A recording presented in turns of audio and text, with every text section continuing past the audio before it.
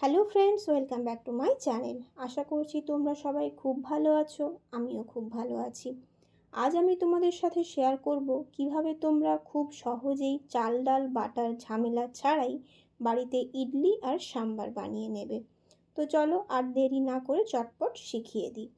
প্রথমে আমি এখানে সাম্বার বানাবো। তার জন্য দেখো এখানে অড়হর ডালটা খুব ভালোভাবে ধুয়ে নিয়েছি। এবার প্রেসার কুকারের মধ্যে অড়হর ডাল দিয়ে তার মধ্যে দিয়েছি পরিমাণ মতন জল, লবণ, হলুদ, শুকনো লঙ্কা আর অল্প পরিমাণে সাদা তেল। এই উপকরণগুলোকে দিয়ে খুব ভালোভাবে আমি মিশিয়ে নিচ্ছি। তোমাদের মধ্যে প্রশ্ন হতেই পারে যে সাদা তেল কেন দিলাম। সাদা তেল দেওয়ার ফলে কি হবে, ডালের ফেনাটা বাইরে বেরিয়ে আসবে না। তো এখানে আমি 2টো সিটি দিয়ে নেব। ডালটা এমনভাবেই সিদ্ধ করব যাতে ডালটা গোটাও থাকবে অথচ গলে যাবে না। তো এবার আমি ইডলির ব্যাটারটা বানিয়ে নেব। ইডলির ব্যাটার বানানোর জন্য এখানে নিয়েছি 2 বাটি সুজি আর 1 বাটি টক দই। এবার এর মধ্যে দিচ্ছি পরিমাণ মতন লবণ। লবণ আর টক দইটা দিয়ে সুজিটা খুব ভালোভাবে মিশিয়ে নিতে হবে। তো দেখো এখানে মিশ্রণটা কিন্তু খুব টাইট রয়েছে, তাই জন্য আমি এখানে অল্প অল্প পরিমাণে জল দেব। একসাথে বেশি পরিমাণে জল দিয়ে দেব না, তাহলে ব্যাটারটা পাতলা হয়ে যেতে পারে। তোমরাও কিন্তু জল দেওয়ার সময় অল্প অল্প পরিমাণে জল দেবে আর চামচ দিয়ে ঠিক এইভাবেই ঘুরিয়ে ঘুরিয়ে মিশিয়ে নেবে, কারণ প্রতিটা উপকরণ একটার সাথে আরেকটা মেশাটা খুব প্রয়োজন। এইভাবে আমি আধ ঘন্টা বা 45 মিনিট রেস্টে রেখে দেব, এতে সুজিটা খুব সুন্দরভাবে ফুলে উঠবে। তো ওদিকে সুজিটা ফুলতে থাক, ততক্ষণ আমি সাম্বারটা বানিয়ে নিই। সাম্বার বানানোর জন্য আমি এখানে কড়াইয়ের মধ্যে সাদা তেল গরম করে নিয়েছি। তার মধ্যে ফোড়নে দিয়েছি সর্ষে, মেথি, শুকনো লঙ্কা আর কয়েকটা কারি পাতা। তো ফোড়নটা চড়বড়িয়ে এলেই এর মধ্যে দিয়েছি একটা টমেটো কুচি আর কয়েকটা চেরা কাঁচা লঙ্কা, আর দিয়েছি অল্প পরিমাণে আদা বাটা।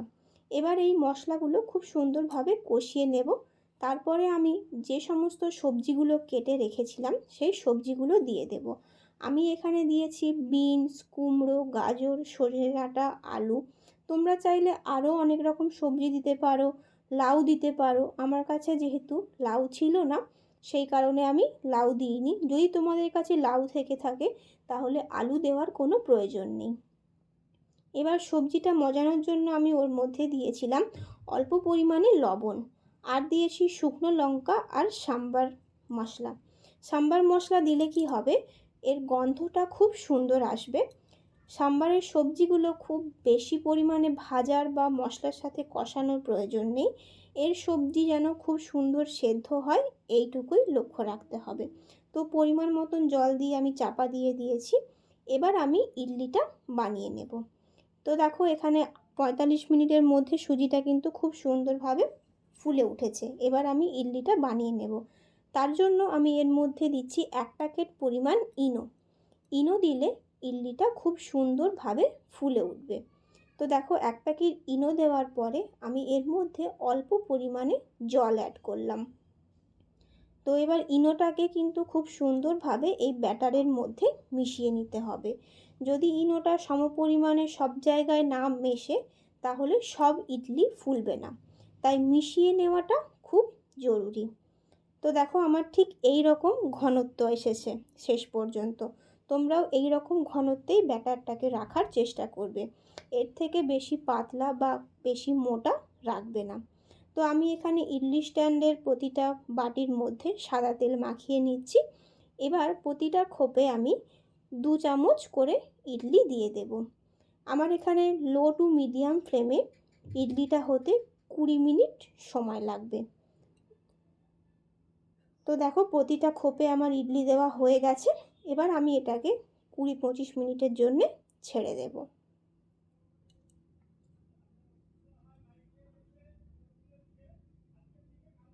তো দেখো এদিকে আমার সাম্বারের সবজিগুলো সেদ্ধ হয়ে গেছে আর ডালটাও আমি এর মধ্যে মিশিয়ে দিলাম। দেখো ডালটা কিন্তু খুব সুন্দর সেদ্ধ হয়েছে অথচ গোটা রয়েছে। তো এই টেক্সচারটাই আমাদের প্রয়োজন ছিল। এবার আমি এর মধ্যে দিলাম তেঁতুল গোলা জল। তেঁতুল গোলা জল ছাড়া সাম্বার কিন্তু একেবারেই অসম্পূর্ণ। তেঁতুলের টক ভাবটাকে ব্যালেন্স করার জন্যে এখানে দিয়েছি অল্প পরিমাণে চিনি। তো চিনি দেওয়া পর্যন্তই আমার সাম্বার রেডি। এদিকে 25 মিনিটের মধ্যে আমার ইডলিটাও ফুলে উঠেছে, ইডলিও সম্পূর্ণভাবে রেডি হয়ে গেছে। তো দেখো আমি এখানে একটা ছুরির সাহায্যে তোমাদেরকে দেখিয়ে দিচ্ছি ইডলিটা হয়েছে কি না। দেখো ছুরিতে কিন্তু একটুও ব্যাটার লেগে নেই, তার মানে ইডলি হয়ে গেছে। তোমরাও একটা টুথপিক, ছুরি বা চামচ দিয়ে দেখে নিতে পারো। তো আজকের এই ইডলি আর সাম্বারের রেসিপি এই পর্যন্তই। ভিডিওটি কেমন লাগলো আমাকে অবশ্যই কমেন্ট করে জানাবে। ভালো লাগলে একটি লাইক, কমেন্ট এবং চ্যানেলটিকে সাবস্ক্রাইব করতে একদম ভুলবে না। সম্পূর্ণ ভিডিও দেখার জন্য অসংখ্য ধন্যবাদ।